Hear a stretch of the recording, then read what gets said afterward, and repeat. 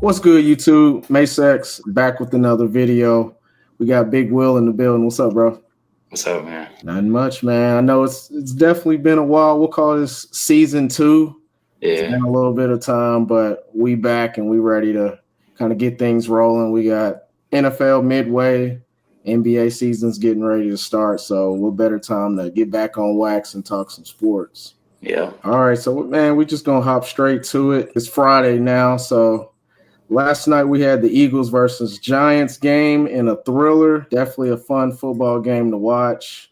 Even like fantasy scores, if you play fantasy football, a lot of high scoring action, with the Eagles, bro. And just they lost, of course, tough battle. Didn't really do too well in the second half, but in that first half, they were competitive. And I don't know what happened between halftime and going back out on the football field, but they really put up a dud. And of course, even when the Eagles were winning, there was some controversy around number 11.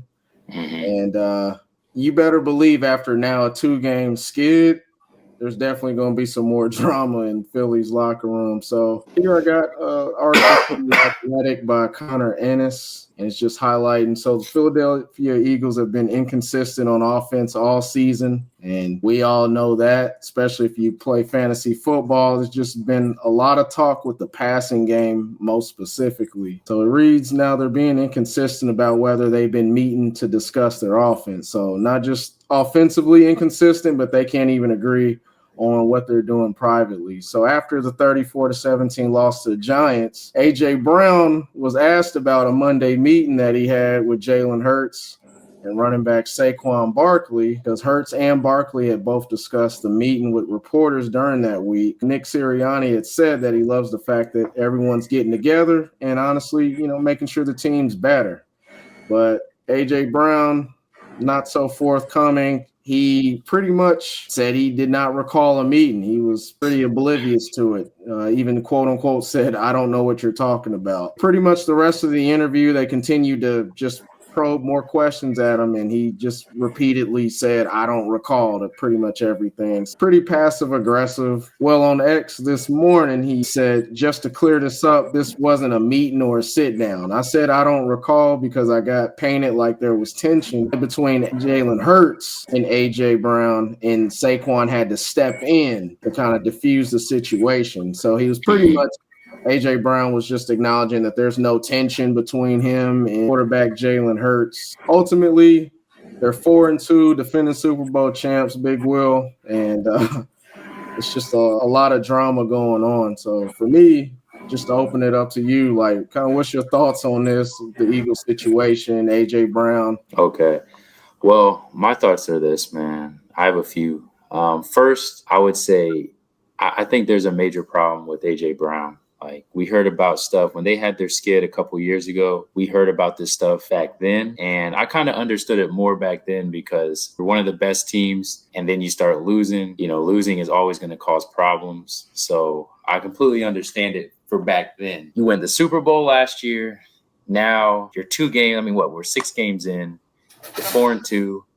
I don't think it's time to start trying to tear apart the locker room. I think that if anything, I mean, I still think they're pretty good. I'm going to be honest. I know Saquon's not having the same years last year, and we can even talk about Hurts. But at the end of the day, let's be honest. They just won a Super Bowl. I mean, they're 4-2, defending Super Bowl champs. I think that's pretty good. But I don't think it's time to panic. So I think with the A.J. Brown stuff, I think they're going to have to have to come to a decision about that. I think obviously you're going to want to keep Hurts. You're going to want to keep Saquon. You're going to want to keep this core as long as possible. You got Devontae Smith. I mean, he's no scrub. So I think with AJ Brown, I'm not saying get rid of him right now, but if this lingers, they're going to have a problem on their hands. And the one thing that also worries me about this is, like, let's keep it real. They're probably going to lose a little bit more. So is he going to do this every time they lose? Like, is it always going to be a problem? You know what I'm saying? And then the other question I think you can ask is it a problem because they're losing or because he's not getting the ball enough? So I know the first time they were talking about he's not getting the ball enough. And then I remember a couple years ago when this was happening, I think there was a game where he started getting the ball and then you saw him smiling on the sidelines. But I think the Giants are just going to be good. So I don't really put too much of this loss on Philly. I think the Giants, they have that energy. They're in New York. I mean, what do you kind of expect? that second half, I was a little concerned, but I mean, you never know, man. A QB, a defense that can really revitalize your team, and a running game. So, I mean, it was like the perfect storm they ran against last night. So, I mean, I don't think there's too much to worry about, but I do think AJ Brown going forward, I think they're going to have to address that. You don't want to tear the locker room apart. Another tantrum. Exactly, man. Like, yeah, they're going to have to figure something out with AJ Brown. Kind of reminds me, especially when you were talking about AJ Brown's like mood. Like if he's getting the ball, you can tell he's been getting the targets because he's over there cheesing on the bench and laughing and joking around. But even when they're up winning 28-10, but he's got 2 targets and it's the end of the third quarter.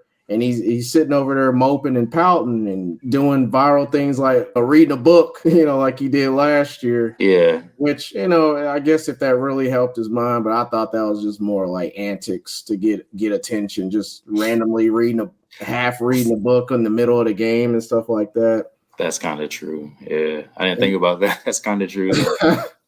And it's like it kind of reminds me of like Carmelo Anthony in a way. I think it might have been you that told me this years back. Chauncey Billups was pretty much highlighting Carmelo Anthony as a me player. If they lost the game, but Melo had 33 points and 8 boards, he's in the locker room cheering people up after a loss. And yeah, it's going to be all right. We got next game. But let him not get his touches or get his shots up, but they win by 7.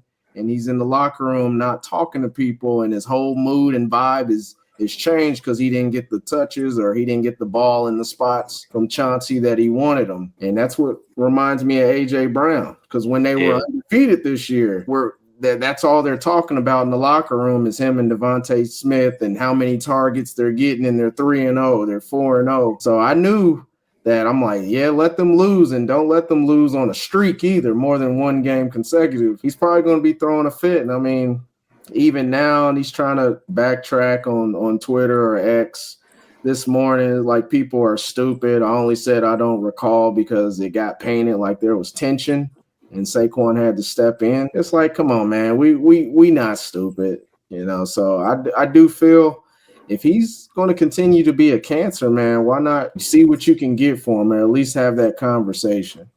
Yeah, I mean, and the other thing is, it's like at the end of the day, his job was I don't want to say, only way I can think of is completed. You traded for him, you got a Super Bowl. He did what he had to do, or you guys did what the organization did what they had to do. So it paid off. So it's like, if you gotta, part ways, at least you got something from it. It's not like it was just a waste of time. You know what I'm saying? Like, you got a Super Bowl. I mean, you went to 2, winning 1. So I mean, at the end of the day, it's paid off, but you know how it is. I mean, especially with receivers at times, sometimes it just doesn't work out in the long run. The book thing, I never thought about that. I just thought, maybe he's trying to do something else. Maybe he's trying to, lock in mentally. But you never know with players, man. Yeah, like what I'm saying? You never know, because it did bring a lot of attention, especially when they started winning. It did bring a lot of attention. I can't remember the name of that author, but I remember them talking about it became a bestseller. So, oh, really? I didn't know that. Yeah. So, that's crazy.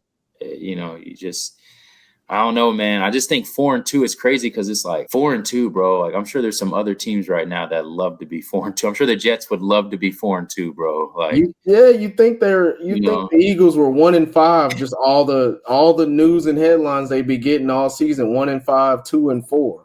Exactly. I guess winning solves everything. Because let them go on a 3-game winning streak. I'm sure everything will be fine. Hopefully, but I mean, it didn't work the first 4 games of the season on a 4-game winning streak. But I'm definitely hoping. Oh, see, I did see that, bro. I thought there was no audio. Bro, enjoying yourself and having fun. Oh, you thought they were muting his voice? Yeah, I thought there was no audio. I did see that, bro. Are you serious? Vocally. Boy, Jason Whitlock had a field day with that. He called him, you know how Jason Whitlock, he hates the Sanders family. He called him, that's just where he's like, he's an entitled, immature player, which I can agree with the immaturity. But all right, man. Yeah. So it looks like we pretty unison on the Eagles take. Definitely a lot more we can continue to talk about as the season progresses, but just for time purposes, man, let's slip in a little bit. We wouldn't be a podcast. We wouldn't be on YouTube if we wasn't talking about Shedeur Sanders and the whole Brown situation, man. So we're going to go ahead and transition over here. I just want to hear your take. Obviously, if you haven't been living under a rock, Joe Flacco was recently traded to the Cincinnati Bengals. From that, Dylan Gabriel was then promoted from second to now the starting quarterback. Shedeur Sanders is now the backup QB. This is about a week old, the video clip of Shedeur Sanders' initial reaction to Dylan Gabriel being named the starter after the Joe Flacco benching prior to this past Sunday's game. He's just the gift that keeps on giving for content creators. All right, so here's Shedeur Sanders literally speechless after finding out Dylan Gabriel was announced as the starter.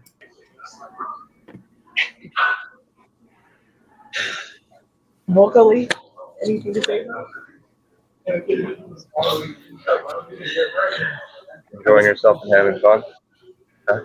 All right, and as I mentioned, Shedeur Sanders being promoted as the Browns' backup QB. So he will be behind Dylan Gabriel. Or in a recent article by Tom Withers, recently updated, Sanders will back up Dylan Gabriel Sunday against Pittsburgh. Browns, who haven't won a regular season game on Pittsburgh soil since 2003, will face the Steelers with two rookie quarterbacks. Kevin Stefanski has been non-committal earlier this week about how he plans to play Sanders or what his plan is for Sanders, saying that he's just going to let things play out. Following this morning's practice, Stefanski said that he was promoting Sanders officially to the backup spot. Now, Sanders' ascension comes in the aftermath of trading Joe Flacco earlier this week. Gabriel, who did make his pro debut last week against Minnesota in London, will make his second start. Honestly, Dylan Gabriel did actually play pretty solid. A lot of receivers got some touches, got some targets. I was pretty impressed, just given the circumstance. They're over in London. How do you feel about this situation going forward now, rolling with two rookie quarterbacks, one in the third round, one in the fifth round for the rest of the season? Well, man, first of that video, it's like when you watch it, you can't even really hate on it because you can tell he's just having fun, which isn't a bad thing. You know what I'm saying? The way I see it, I just look at the Browns, organization. I think there's I always think the two organizations you never want to get drafted to as a quarterback, the Browns and the Jets. It just seems like, and there's probably a couple others, but those two, it just seems like anytime they have someone that could be considered good, they go there and it just never works out. And I think just looking at Baker Mayfield, it's like they gave up too early on him. Mm-hmm. And I look at Shedeur, hopefully he gets a chance. We can at least see what he can do, if it's in a Browns uniform or someone else's. But I think if he does go somewhere, ends up being even having a Baker Mayfield type of career, or so far what Baker Mayfield's had, that's just another mark against the Browns and their QB development. It's just funny this is happening to the Browns because there's no other team outside the Jets that I would expect this for. Yeah, man, I agree. When it comes to the Browns organization and their development of quarterbacks, I remember we were probably in college. There was like a long list of QBs since Tim Couch, and I think since 1999, and that was almost a decade ago. And we could probably add another 10 quarterbacks since 2016 or so to add to the list of starting QBs for the Browns. And I just don't understand. I don't think if Shedeur Sanders was to go somewhere else and flourish, I don't know how much heat would go the Browns' way. It probably still would be for the reasons you said, how they've been historically with development of quarterbacks. But he is a fifth-round pick. Yeah. They really don't have a lot invested in him. Honestly, if he wasn't who he was, there's a good chance they would have just cut him before the season started. If we're being honest, he's one of the most popular players in the NFL already. Even the interview where he was a mute, how many third-string, fifth-round QBs get interviewed prior to an announcement of the third-round pick being the starter? I personally feel like, there's still a way he could have conducted himself. I do feel, maybe I'm old school, but, it wasn't the worst thing in the world. Like you said, I think he was having fun. But from a professionalism standpoint, there's a way to go about it. Hey, I'm the backup quarterback. My job and my role is to prepare the starting quarterback for this Sunday's matchup in a very heated and historical rival against the Steelers. And I know you guys want something out of me, but I'm going to support Dylan because that's my job and that's what's best for the team. Boom. That's it. And that was off the top of my head with no PR specialist. Like there's no way you could have done that. I agree. I do agree with that. But my thing is this, man. Like let's keep it real. When that Baltimore news came out, I saw mixed opinions about it. Some people were saying he made one of the worst decisions. Other people were like, no, that's what he should say. He wants to play, which is good. And I kind of lean to the camp of he wants to play. So that if he said all that, did he actually? If he says all of it, mean it. In most cases, just like that, one game at a time, or we got to get better and all that stuff. The cliche statement. Yeah, man. It's like at the end of the day, we know he wants to start. We know that he didn't do that for no reason. So if he said all that, I would probably be like, all right, bro, if that was the case, then you should have just went to Baltimore and backed up Lamar Jackson. You know what I'm saying? You could have maybe rolled into the playoffs or got to the Super Bowl or something. And, you know what I mean? So develop. How many QBs have they had since 2008? That's true. That's true. But at the end of the day, had 2 this year. Yeah, but at the end of the day, though, he obviously thinks that's the thing. Right now, it's a question mark, but I think he'll get his chance. I think if he doesn't get either from a trade or the Browns, he'll get his chance. And if he's not good enough, then it's the NFL. Like NFL ain't like NBA, they'll cut you, man. So you know, I don't know. We'll see. Nonetheless, so I like that he believes in himself. I like that he wants to play. I don't know, man. I think for some of us, we just gotta chill, man. Like at the end of the day, I mean, I think that was funny. You know what I mean? I don't think I've seen anything from him that's too bad. I think he's trying to make the best out of this situation. I know that has to be hard if you feel like you can play and you're not getting that chance. I don't hold it against him. I really don't. I just hope we can get a chance to, so there's no more questions about it. Hey, same here. I'm still a fan, and I get what you're saying, and I still feel that he could have done it a better way, and that's why people call him entitled, because it's like a hissy fit. It's like, hey, he wants to play, he wants to play. It's like, but still, you know, if my son did that, just think about it. Like, imagine your son doing that in an interview. Like, you'd be like, come on, son, like. Use your words, But. I mean, but I feel like this, though, man. Like, you got to think about his dad. I mean, his dad's what, like 50 plus, still talking like, still acting all cocky and all that. It's like, I mean, we know where he gets it from. You know what I'm saying? I'm not making excuses for it. But to me, I look at D and I would say this. It's just more bait for the media. Well, him doing it, I'm like, okay, early 20s, all right, I understand that. But when you're 50 plus still doing it, I'm kind of like, bro, come on, you know what I'm saying? Yeah. So, plus, I mean, like I said, when I saw that video at first, I thought my audio cut out because I watched it and I was like, oh man, this dude, man, like, okay, I guess my audio cut out. But now to figure out that's what he was trying to do, it's kind of funny. Hey, it was better than what LeBron did with the Decision 2.0 and just alcohol. It's like, bro, that to me was corny. That was not that was weak. That was exactly. So it's like that was original. Like when you say I'm speechless and you still keep talking, but he was literally speechless. I got to give it to him. Yeah. All right. Well, on that note, man, I guess it's a good spot to go ahead and wrap it up, man. We just. Like I said, it's been a little while. I think last November to be exact. We gotta get Ross back on here for sure. But yeah, definitely we'll call this season 2 kickoff. Appreciate y'all if you're still here at this point in the video. I deeply appreciate it. Definitely, like I said, we're gonna get these rolling. We're trying to make this a regular thing. If you haven't already, like and subscribe, support. We got some of the prospecting, college football, NFL draft videos coming as well on a weekly basis. So definitely tune in with us. But other than that, we'll let y'all go. Hope y'all have a good one.